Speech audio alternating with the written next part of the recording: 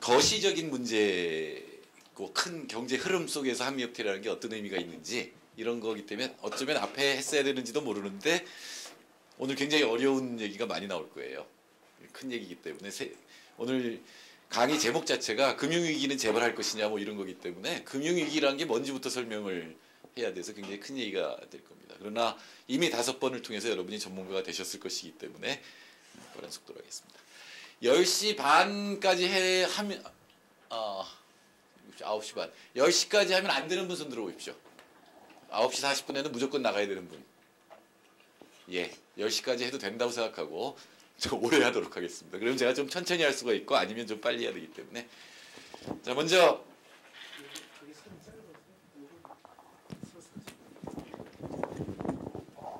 사실은 한미 FTA는 금융위기가 시작되기 전에 협상이 시작이 됐죠. 그리고 한미 FTA 협상이 체결된 게 2007년 4월이고 7월 달에 이제 정부가 사인을 했는데 그 이후에 금융위기는 발생을 했습니다. 그래서 이따가 제가 PPT 파일로 보여드리겠습니다만 노무현 대통령이 굉장히 후회하는 얘기를 홈페이지에 남겼고 사실상 재협상까지도 얘기를 했었습니다. 그 이전에는 이런 문제가 없었다고 생각을 했기 때문에 그런 일이 벌어졌던 것이죠. 먼저 세계 금융위기, 현재 금융위기가 어떤 것인가부터 간단하게 설명을 드리도록 하겠습니다. 금융위기는 경제학에서는, 경제계에서는 2007년부터 시작됐다고 보고 있습니다. 그러나 우리가 기억하기는 2008년 가을에 리만 브러더스 사건이 일어난 다음부터 터졌다 이렇게 생각을 하죠. 그렇게 생각해보면 지금까지도 위기에서 벗어나지 못했기 때문에 굉장히 오래 가고 있는 겁니다. 2007년부터 이따 그림 보여드리겠습니다만 지금 2012년이니까 횟수는 6년째였습니다. 20세기 들어서 이런 공황은 없었습니다. 1929년 대공황을 빼고는 이런 공황은 없었습니다. 29년 대공황과 지금의 공황, 지금의 불황과 일치하는 건 뭐냐면 바로 그 전 시대에 시장에 모든 걸 맡기면 경제가 잘 돌아갈 것이라고 하는 확신이 20년대에도 있었고 또 우리 90년대, 2000년대에 또 있었습니다. 그리고 그게 결국 붕괴를 이룬 것이죠.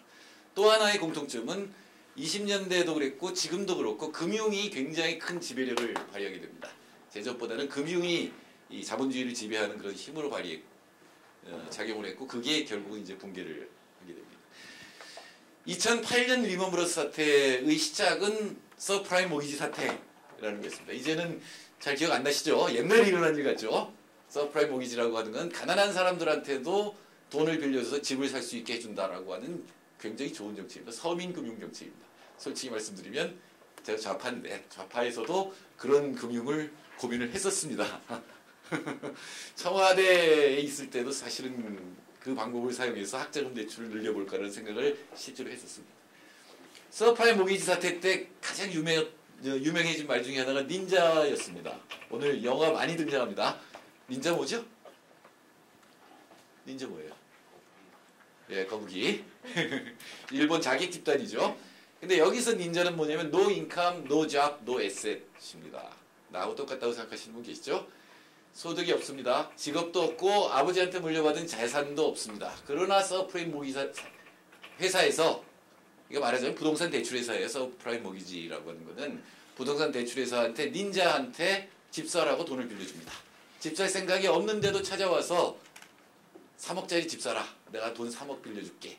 이렇게 꼬신 것이 바로 이 서프라임 모기지 사태의 기본입니다. 말이 안 되죠? 닌자한테 돈 빌려주면 떼어먹힐 확률이 거의 100%잖아요. 그런데 그런 일이 벌어졌습니다. 우리나라도 지금 부동산 거품이 끼어 있는데 우리나라는 다행히 LTV라는 게 있었어요. 근데 제가 비서관 아시겠지만 제가 노무현 정부 초기에 경제비서관이었습니다. 있을 때 검토해서 도입한 건데 LTV라는 건 뭐냐면 살려고 하는 집의 반 이상은 안 빌려준다는 뜻입니다. LTV 50%라는 거는 3억짜리 집을 살려고 하면 1억 5천만 원까지 빌려준다는 겁니다. DTI는 뭐냐면은 그 사람의 소득이 몇 퍼센트를 빌려주죠. 그러니까 DTI 50이라는 거는 그 사람 소득이 1년에 5천만 원이면은 1년에 2,500만 원 이상은 안 빌려준다는 뜻입니다. 50, 50으로 규제를 했는데 이 미국에서의 LTV DTI는 100 이상이었습니다. 그러니까 3억짜리 집을 닌자가 3억짜리 집 산다는데 3억을 빌려준 거예요. 이런 미친 짓이 어떻게 가능했느냐? 그게 바로 미국의 금융기관과 경제학자들이 공모한 아무 문제 없다고 생각했던 그런 방식입니다. 어떻게 하냐? 닌자한테 부동산 대출이라는 건 장기 대출이죠. 우리나라도 장기 대출이죠. 가령 닌자 아니신 걸로 보이십니다만 3억을 빌려드려요. 그러면 10년 거치 20년 동안 이제 이자가 붙어서 나중에 5억 원을 내가 받을 수 있는 권리가 생긴 겁니다. 돈을 빌려준 거는. 그렇죠? 보통 그렇게 하죠. 장기 대출이지. 제가 영국에 있을 때는 100년짜리 모기지도 있었어요. 이거는 100년 동안 어떻게 이걸 갖다가 회수하든지. 하여튼 30년짜리 30년에 3억을 빌려주면 30년 동안 내가 5억을 회수할 권리가 생긴 겁니다. 그렇죠?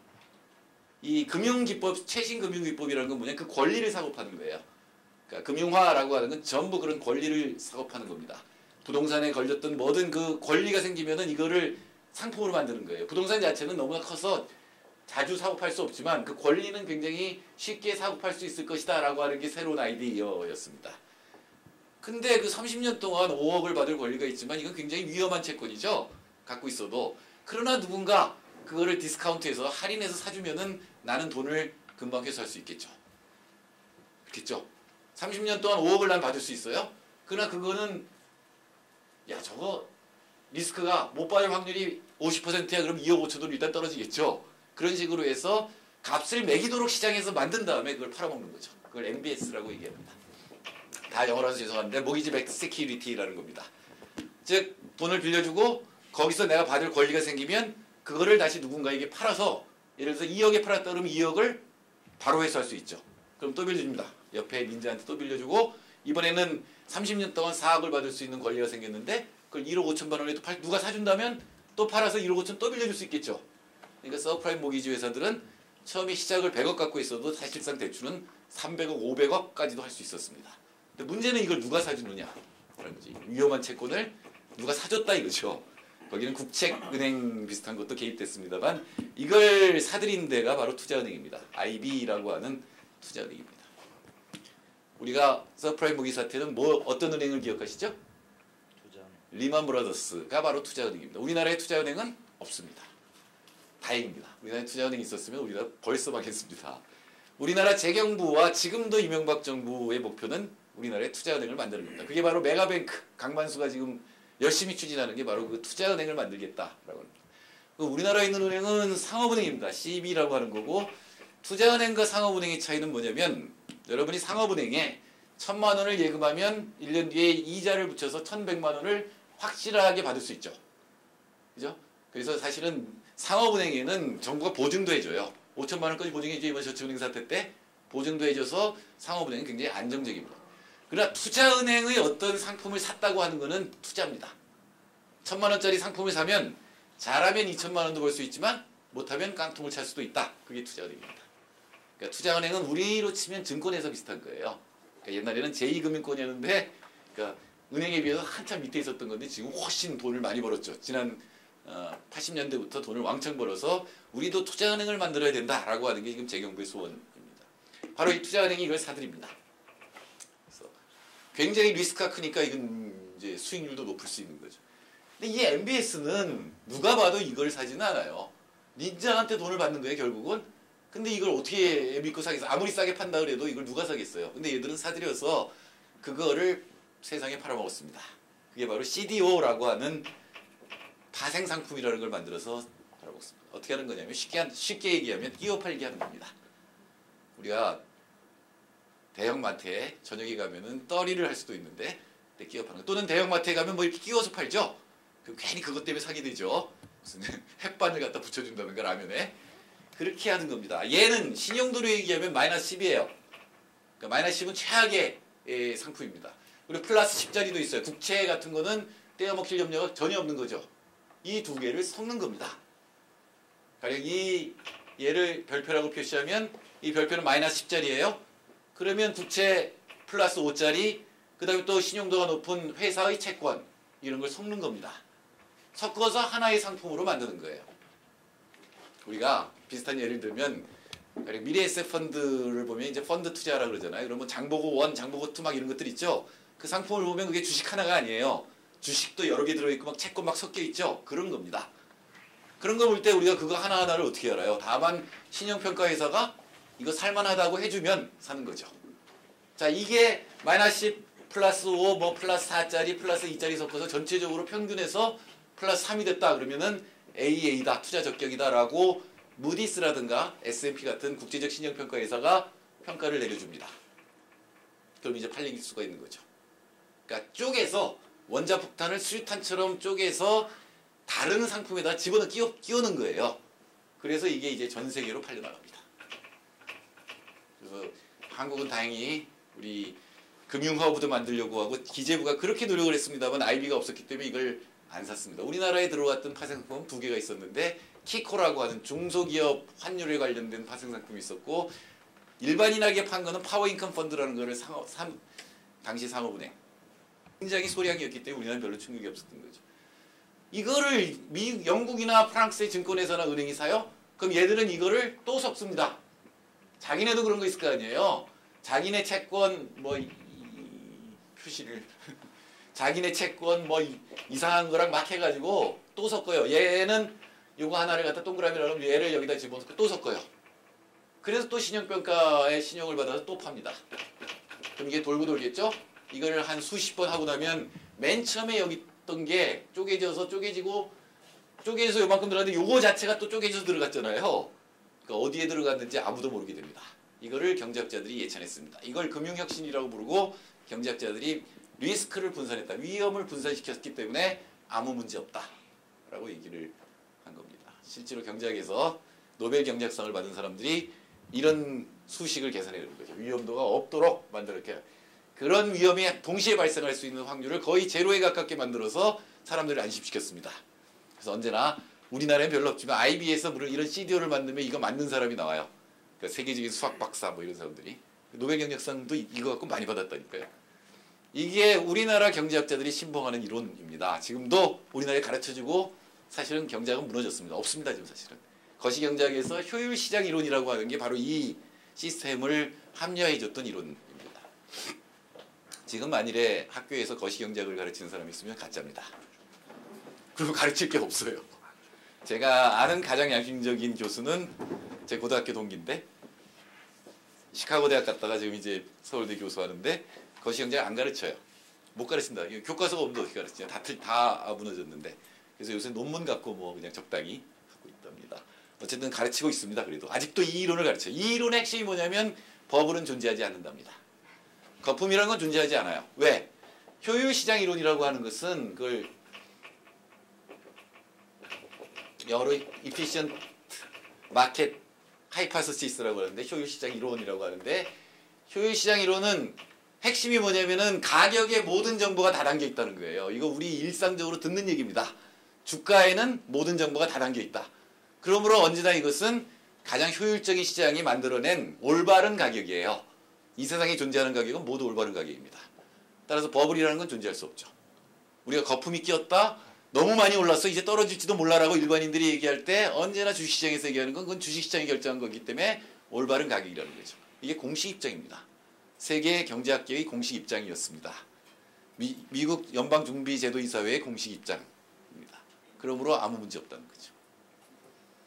그래서 금융위기가 터진 다음에 인정한 게 뭐냐면 버블은 존재할 수 있다. 그러니까 원래 공식 입장은 이거예요. 버블은 존재하지 않는다.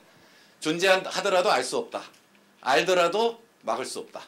그러므로 터진 다음에 수습하는 게 낫다. 라는 게 경제학계 공식 입장이었고 그 효율시장 이론, 파마라고 하는 시카고 대학교 교수의 이론에 의해서 만들어진 건데 그 다음에 무수히 많은 세계의 천재들이 다 모여서 이런 새로운 금융상품을 만들어낸 거죠. 그리고 리스크를 이렇게 분산했기 때문에 아무 문제가 없다고 했는데 드디어 가격이 떨어지기 시작했습니다. 우리나라에도 이 문제는 있습니다. 파생상품이 빠진 부동산 문제는 분명히 있어요. 여기도 2005년이나 6년경에 집을 사신 분이 계실 것 같은데 집값이 이렇게 올라가고 있어요. 내 월급은 이 속도로 올라가요. 그럼 시간이 지날수록 집 사는 게 더 어려워지죠? 점점. 그랬어요. 여태까지. 계속 그랬어요. 그러면 중간에 만일에 은행이 돈만 빌려준다면 집을 사는 게 유리하죠. 빌려서 집을 사고 정 못 갚겠으면 어느 시점에서 팔면 되죠. 그럼 이만큼 남죠. 그러니까 너도 나도 집값이 올라간다고 믿고 있으면 집을 사는 게 합리적 행동이 되고 그게 거품을 만들어냅니다. 이건 거품 아니라고 경제학자들이 주장하지만 근데 어느 순간 집값이 이제 떨어질 것 같아요. 집값이 떨어지면 원리금 상환이 안 되죠. 그러면 은행에 부실채권이 생기죠. 그래서 은행이 망하는 순간 금융위기가 오는 겁니다. 은행끼리 돈 빌려준 것도 있고 막 이렇게 되니까 붕괴가 되는 거죠. 지금 빨리 팔아야 됩니다. 만약에 돈 빌려서 사는 분 있으면 빨리 팔아야 돼요. 조금 있으면 떨어지기 시작하는데 이걸 막고 있어요. 지금 우리 이명박 정부가 부동산 규제를 다 풀어가지고 어떻게든 투기를 일으켜가지고 이거를 버들버들 떨게 만들고 있는 중입니다. 근데 일단 가격이 떨어지기 시작하니까 맨 끝에서부터 이제 대출금 상환이 안 되게 되죠. 그럼 이제 터지기 시작하는데 뭐가 문제인지를 아무도 모른다는 문제가 있습니다. 이게 잘게 쪼개져서 누가 얼마나 갖고 있는지도 몰라요. 각 세계적인 투자은행들은 CDO를 잔뜩 지금 샀는데 그 안에 얼만큼이 위험인지 아무도 모릅니다. 우리가 2008년 가을에 유명해졌던 사람이 있는데 나중에 알고 보니까 경제학 지식이 별로 없다는 게 판명났습니다만 그때 유명해졌던 사람이 누구죠? 예, 미네르바가 있었습니다. 미네르바가 당시의 상황을 5글자로 요약했습니다. 뭐라 그랬죠? 닥치고 현금이었습니다. 그건 정확한 얘기였습니다. 미네르바가 경제학 지식이 없는지 몰라도 하여튼 정확했습니다. 닥치고 현금은 이 상황에서 모든 사람은 현금을 가지려고 노력합니다. 은행들도 그렇게 행동합니다. 왜? 자기도 언제 망할지 모르잖아요. 그럼 되도록 현금을 많이 확보하는 게 살아남는 길입니다. 은행끼리 돈을 많이 빌려주고 받는데 이제 안 빌려주겠죠. 뿐만 아니라 기업들한테 돈 빌려준 것도 빨리 갚으라고 그러겠죠. 이른바 만기 연장을 안 해줘요. 새로 빌려달라 그래도 안 빌려줍니다. 자, 내가 금년에 수출을 1,000만 원 했어요. 그래서 내년에 1,000만 원을 받아요. 근데 지금 당장 운영자금 100만 원이 없어요. 그럼 보통 때 같으면 빌려줘요. 근데 이 상황, 금융위기 상황에서는 안 빌려줍니다. 왜? 은행이 망할 수 있으니까 은행이 닥치고 현금하거든요. 그러니까 시중에 돈이 말라붙어버리고 흑자도산이 일어나고 그 기업에 돈 빌려줬던 은행은 망하고 연쇄적으로 은행이 망하게 되는 상황이 발생합니다. 그게 금융위기입니다. 세계금융위기고 그 금융위기는 아직도 벗어나지 못했습니다. 제 예언이 틀렸는데 2010년에 마이너스 성장할 거라 했는데 플러스 성장했습니다. 그건 뭐냐면 전 세계의 중앙은행들이 전부 돈을 때려봤어요. 그거는 대공황 때의 경험 때문에 배운 거죠. 그리고 전 세계의 정부가 전부 재정 지출을 해서 경제 성장률을 끌어올렸습니다. 그래서 터지지 않았어요. 더 크게 터지지는 않았습니다. 근데 그 다음에 문제가 생긴 게 지금 상황입니다. 그 다음은 이제 정부가 돈이 없어요. 더 써야 되는데 정부가 돈을 더 쓸 수가 없어요. 가령 미국 같으면은 돈을 풀면 이자율이 떨어져서 투자가 일어난다. 이게 경제학에서 얘기하는 건데 이미 이자율이 제로예요. 더 풀어봐야 인플레이션만 일어나지 투자가 늘어나지 않습니다. 그럼 정부가 세금을 걷어서 또는 빚을 내서 더 정부가 사람들이 돈을 안 쓰니까 정부가 더 돈을 지출을 해야 되는데 이걸 공화당이 발목을 잡아버린 거죠. 그리고 경제학자들이 요 사건이 일어나고 경제학자들이 다 입을 닫아버렸거든요. 쥐가 틀렸거든. 근데 오바마가 정부 지출을 더 늘리려고 한다 그러니까 그건 이제 발목 잡은 거죠. 재정이 위험하다 이렇게 발목을 잡은 거죠. 미국은 이제 헤어날 길이 없습니다. 좀 이따 말씀드리겠습니다만 일본처럼 장기 불황으로 들어갑니다. 미국 금융위기를 20분 만에 끝냈습니다. 그럼 이제 EU로 갑니다.